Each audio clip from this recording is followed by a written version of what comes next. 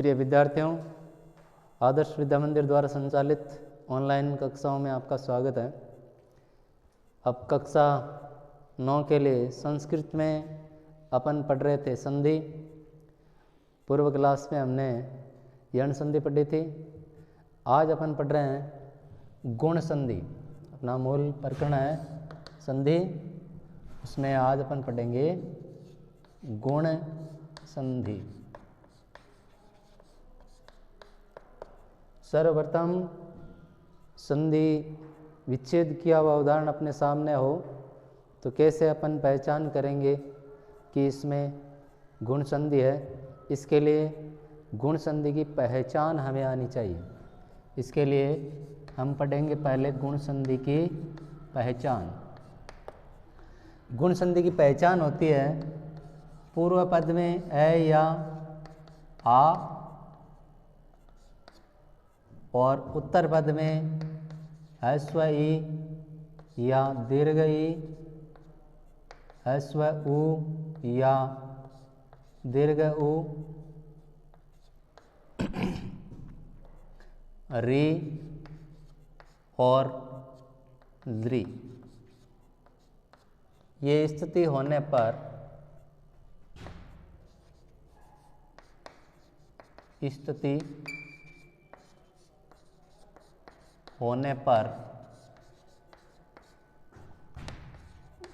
गुण संधि होती है।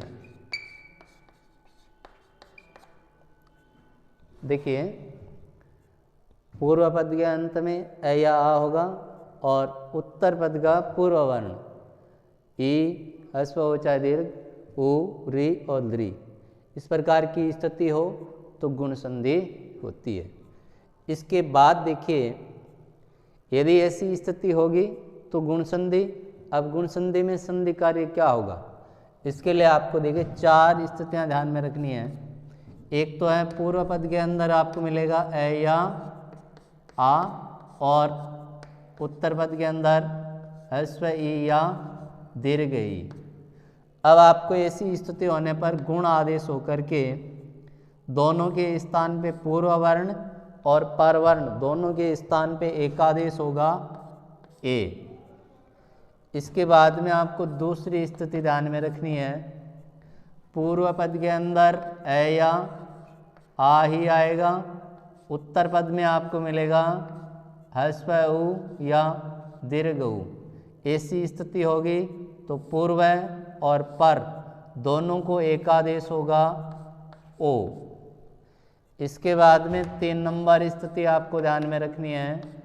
पूर्व पद के अंदर ए या आ ही होगा, उत्तर पद के अंदर आएगा री। ऐसी स्थिति हो इस पूर्व वर्ण और इस पर वर्ण दोनों के स्थान पे आदेश होगा, एकादेश होगा अर। इसके बाद में चौथी स्थिति आपको ध्यान में रखनी है। पूर्व पद के ए या आ और उत्तर पद में आएगा द्रि।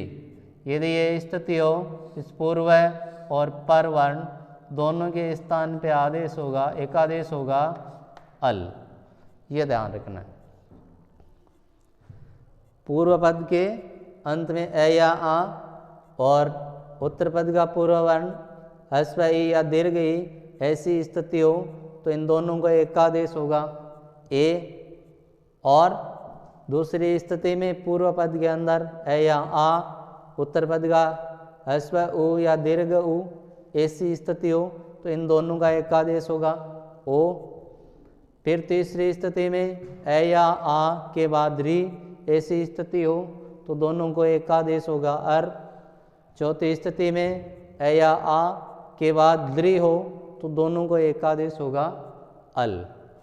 अब देखिए इनसे संबंधित उदाहरण।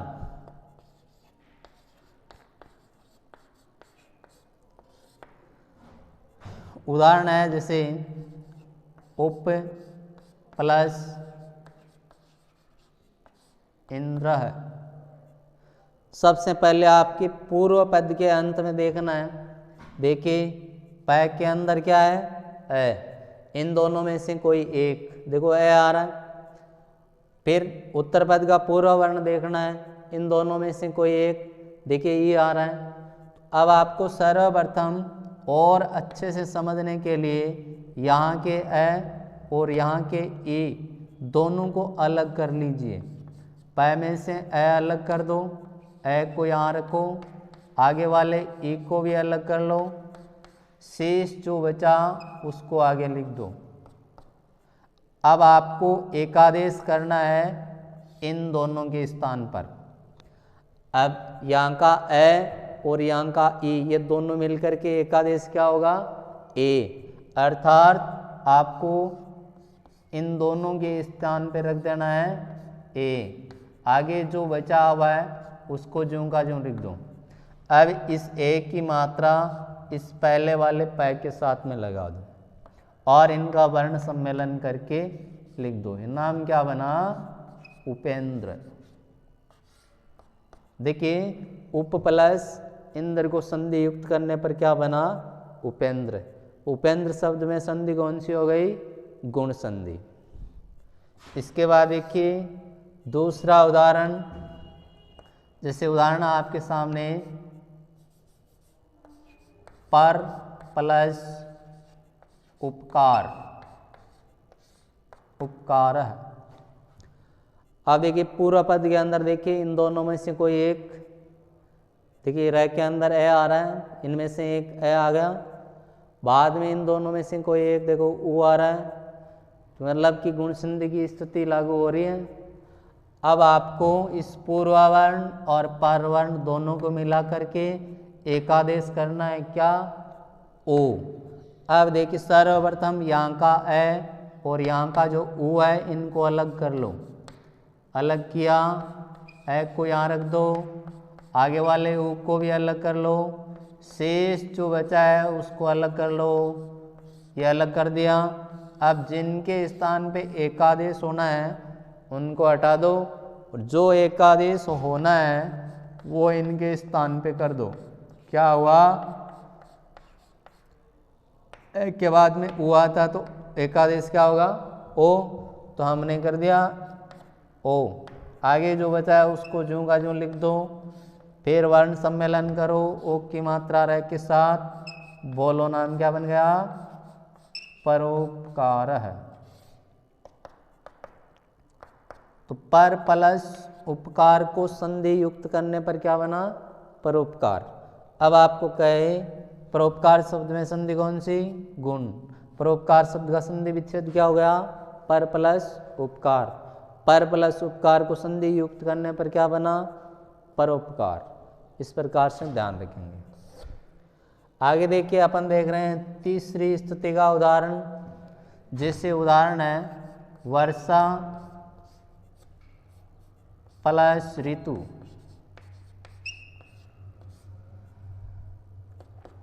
देखो पूर्व पद के अंत में इन दोनों में से कोई एक, देखो आ रहा है, उत्तर पद में री आ रहा है, तो गुण संधि की स्थिति लागू हो रही है। अब यहाँ का आ और यहाँ का ई दोनों मिलकर के गुण आदेश होगा अर।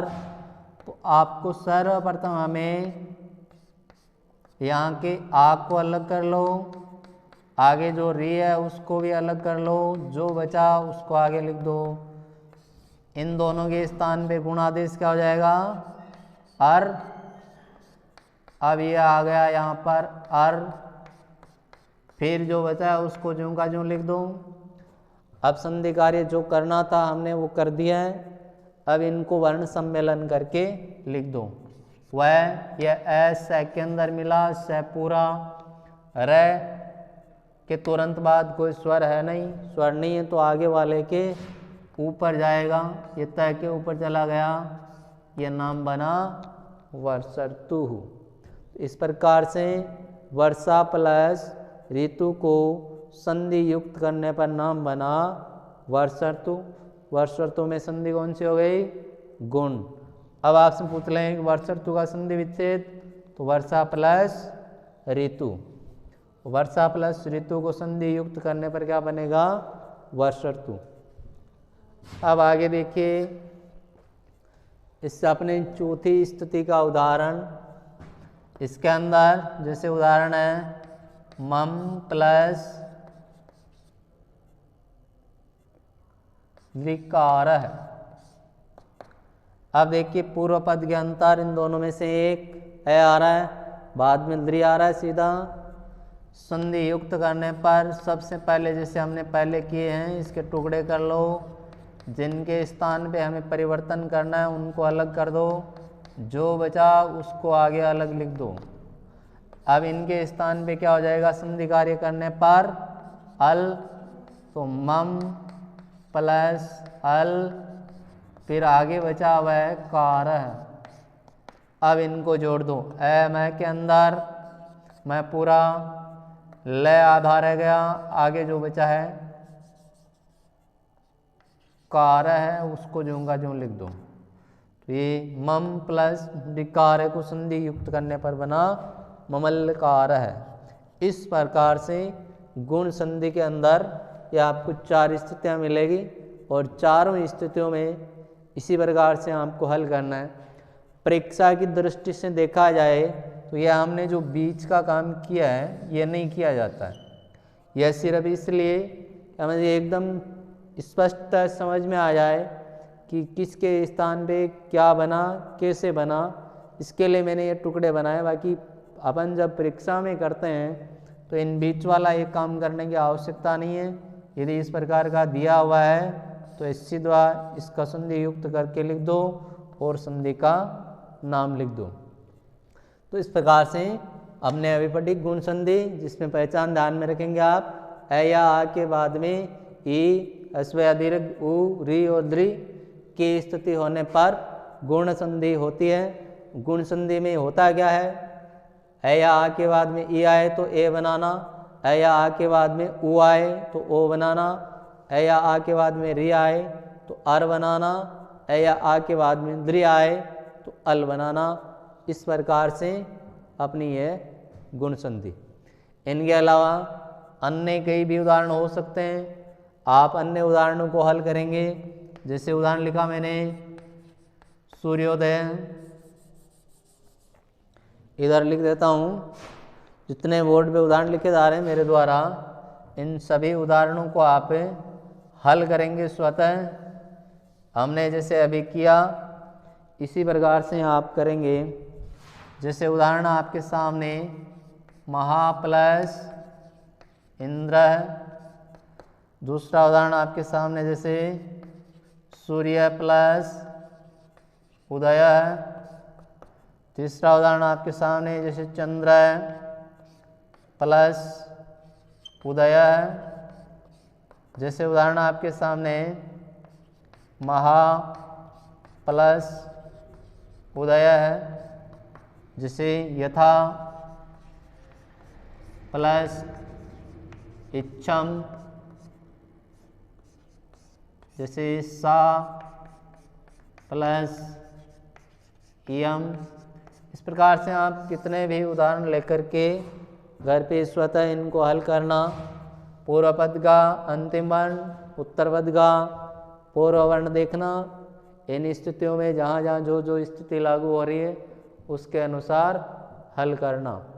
ये हुई अपनी गुण संधि। आगे अपन नेक्स्ट संधि पढ़ेंगे नेक्स्ट क्लास में। अब के लिए इतना ही।